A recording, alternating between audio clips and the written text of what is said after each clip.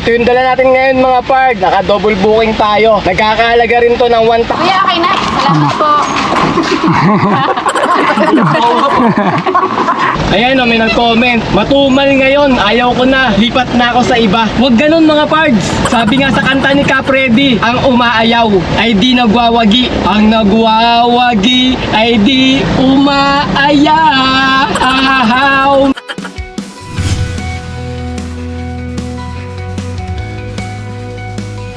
Good day mga pards! Today is another booking day na naman tayo. March 6 ngayon, Thursday 2025. Time check, 9:36 AM. First booking natin from Santa Monica, Novaliches, going to Parañaque. Sa halagang 1,080. Ang layo ng pickup location ay 1.2 km. 1,000 kg to. Papunta na kami sa may pickup location. Sir, ba namang tanong? Mga crates daw ang pipikapin ko. Alam mo ba ako? Pilisel! Ano ba yung crates na yun, sir? Yun, yung nagaya ng mga ano. Hindi naman pala. Akala ko paleta na ganun. Dami yun, kwenta. Kala ko yung paleta ra. Ganyan lang yan, ganyan. Parang lagayan ng mga ano, mga lamas. Mga...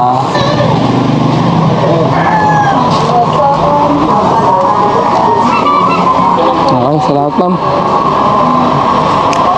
Time check, 11:20 AM. May nakuha tayong pangsabay natin mga pards, pang double booking. From San Bartolome going to Taguig sa halagang 578. Ang layo ng pickup location ay 1.2 km. 300 kg to. Papunta na kami sa may pickup location. Lumagpas tayo mga pards. Atras tayo ng konti. Atras tayo, lumampas ka rin. Hardcore.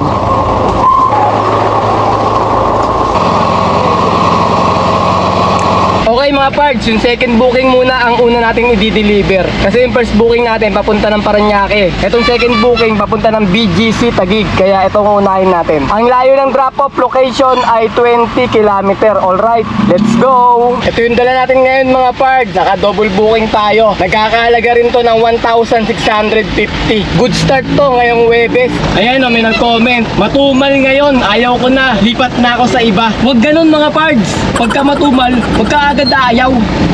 Sabi nga sa kanta ni Capredi, ang umaayaw ay di nagwawagi. Ang nagwawagi ay di umaayaw.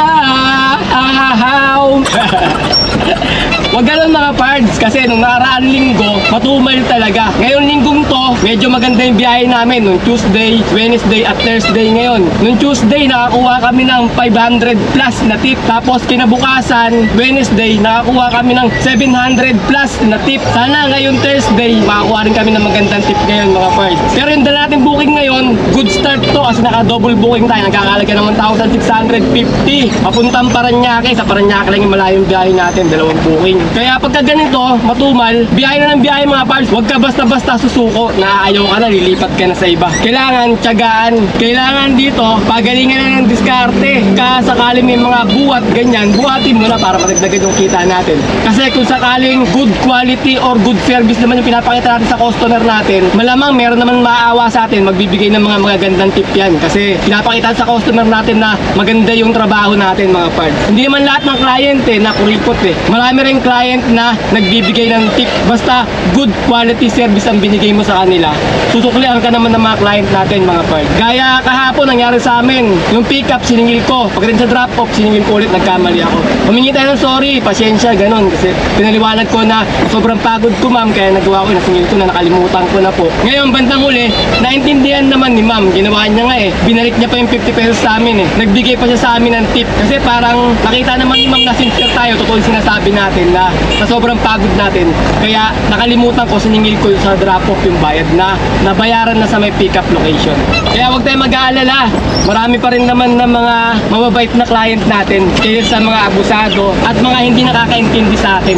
Kung minsan, pinapabuhat tayo ng mga customer at sumasakit yung katawan natin kabubuhat. Pero palagay ko okay lang yun kasi maganda rin sa katawan yung pagbubuhat mga parts. Pagka madalas na. Kita mo si tatay, lagi nagbubuhat yan. Kumbaga, hindi siya naaning katawan niya, hindi nai-stack. Laging gumagana yung mga joint niya yan, lalo pa siya lumalakas habang tumatagal. Kaya si tatay buhat lang buhat siya pag kami pinabubuhat yung customer.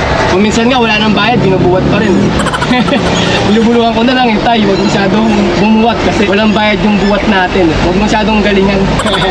Ayun naman, pag nakita ng client na yung sipag ni tatay, binabawian naman kami, binibigyan kami kasi nga si tatay nakakaawa din buhat ng buhat, di ba? Wala naman bayad yung buhat natin. Binibigyan kami ng client namin ng bayad sa buhat. Kaya yung iba pa rin mga parts, nakakaintindi pa rin yung mga client namin pagka tumutulong tayo sa kanila at good quality service ang binigay natin. Okay mga parts, dito tayo sa may One Park Drive sa may BGC. Packet tayo ng basement. Basement ba to? Parking pala. Packet eh. Basement pababa eh. Kaya dito tayo ngayon sa may loob ng One Park Drive BGC P1 P3 tayo. Mga parts, natin makontak yung ano, yung drop off natin. Stay tayo dyan. Hindi sumasagot.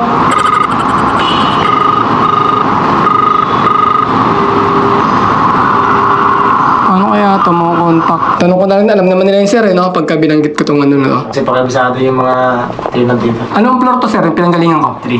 3. Ito, P3. P3. Tao po. Ma'am Lalamove, ma'am, deliver po. Apo. Kay Ma'am Andrea na pangalan dito eh. Ano pong apelido? Walang nilagay ma'am eh. Basta nakalagay lang, GAOC, Ma'am Andrea.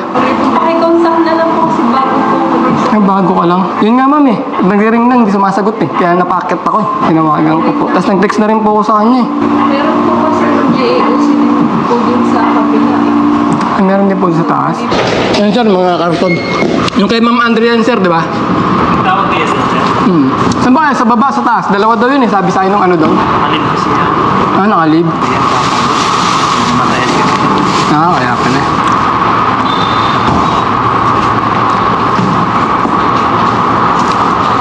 Okay, tapos na natin i-deliver yung first booking natin. Papunta na tayo ng second booking, drop-off. Ang layo na lang ng drop-off location ay 16 km. Alright, let's go! S-Flex na tayo mga parts. Ngayon, March 6, meron pa rin tayong cash lane. Kasi sabi-sabi nila, sa March daw, wala na naman daw cash lane sa mga expressway. Hindi naman pala totoo kasi ngayon meron pa rin eh. Cash lane kami dumaan. Nasa may bandang Nichols tayo. Kapapasok lang namin ng S-Flex. Ah, sige. Okay lang, ma'am.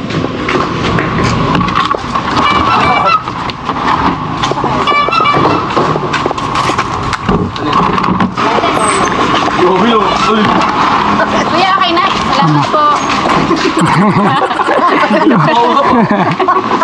Parang walang nangyari na. Yung total po ma'am, 1,260. May 150 po sa gate, tsaka 84 sa may... Ako na magbayad sa ilis niyo po yung Yes ko to. Ah.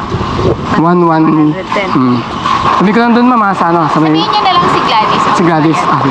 Okay mga parts, tapos na natin yung dalawang booking natin na dala-dala. Okay, nasa may Paranaque tayo ngayon. Time check tayo. 1:40 PM. Maghanap kami ng booking dito. Hanap muna tayo ng mapapwesto natin maganda para hindi tayo mahuli ng wrecker dito sa gilid-gilid eh. Time check, 1:53 PM. May nakuha na tayong pang third booking. Multi-stop to mga parts ha. From Paranaque, going to Paranaque. Going to Masambong. Sa halagang 1,060.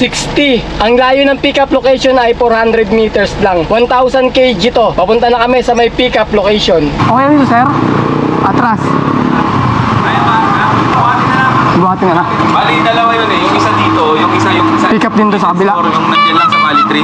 Bali 3 lang. Oo, malapit lang, Bali 3. Tapos yun, Ito yung drop off. diretso deliver na ako. Kahit itong box lang, sir, isang piraso. Up. Lalapag. Yan. 1,060. Magkano ba yung toll mo kung sakali? S-Lex na lang ba? Tapos pag-EDSA na lang ako? Basta maaga lang makarating doon. Huwag lang Maaga. Skyway ah. Ah, sige. Magkano ba? Kasi usually ang bayad namin sa toll, Gcash lang. Ah, Gcash Oo, na lang. tawagan na lang tayo. Ah, sige, Yung sige. nakabook dyan. Kung magkano sabihin ko sa inyo. Pero kailangan ko yung proof of payment ah. Pipicture ako. Oo, picture mo lang. Yung resibo. Kung cash kayo o resibo, mas maganda. Picture mo. Na-pick up na natin mga parts, yung unang pinapick up sa atin. Ngayon papunta tayo ng pangalawang pick up natin. Ang layo ng pick up location ay 800 meters. Alright, let's go! Paha. Okay na.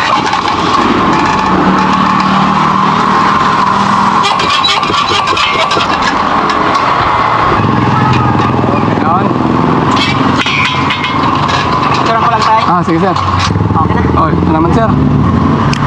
Okay, papunta na tayo ng drop-off location. Ang layo ng drop-off location ay 26 km. Alright, let's go! S-Flex tayo mga parts. Paglagpas ng S-Flex, dadaan kami ng EDSA. Tapos Shaw Boulevard. Papunta ng Masambong, Del Monte, Quezon City. Doon yung deliver natin ng third booking natin.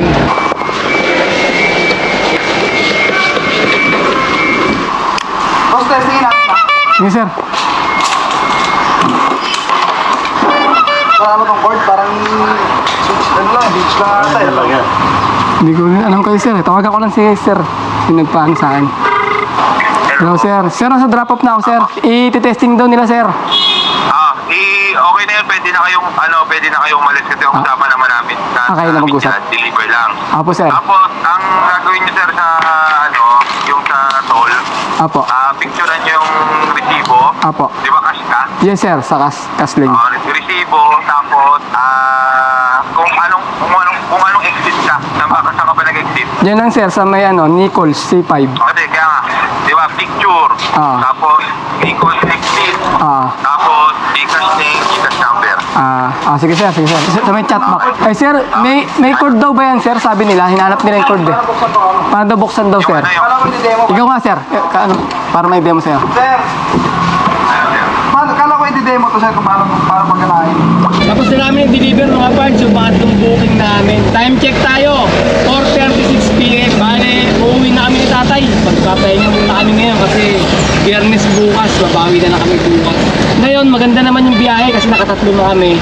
Tapos kung itutuloy sana namin to, makakadalawang booking pa tayo. Pero masakit yung mga katawan namin kaya papahinga muna kami ni tatay. Para bukas, kondisyon yung mga katawan namin bumiyahe dahil Biyernes bukas. Pag uwi ko ng bahay, sasabihin ko sa inyo kung nakapagkano kami ngayon. Okay mga pards, income reveal tayo. Bale 4:30 ng hapon namin natapos yung last booking namin. At nakatatlong booking kami sa maghapon at ang kinita namin ay 2,228. Pagkatapos nakakuha kami ng 100 na tip. Kaya sabihin natin naka 2,300 tayo. Tapos nagpa-diesel kami ng 700 at 200 na pangkain, bali 900. 2,300 minus 900 equals 1,400. Ayun yung kinita namin ngayon mga parts. Naka 1,400 kami na malinis. Labas na rin yung pangkain, pan diesel, saka yung commission nila alam mo.